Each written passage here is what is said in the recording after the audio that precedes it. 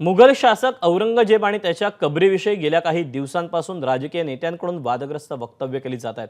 त्यातच आता भर पडली ती विश्व हिंदू परिषद आणि बजरंग दलाची।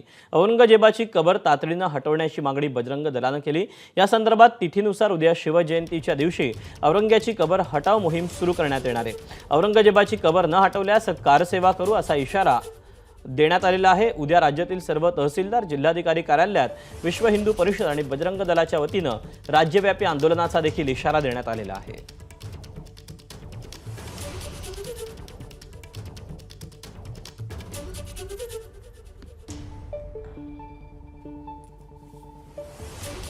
या संदर्भात विश्व हिंदू परिषदेचे महाराष्ट्र आणि गोवा प्रांत मंत्री गोविंद शेंडे यांची काय प्रतिक्रिया ती पाहूया।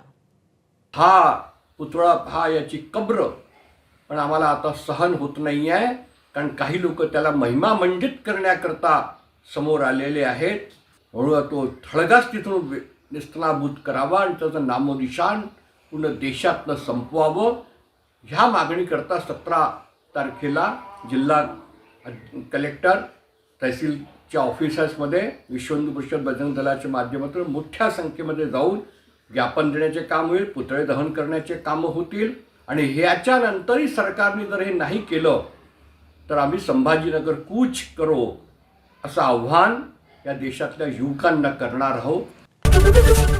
एबीपी माझा, उघडा डोळे बघा नीट।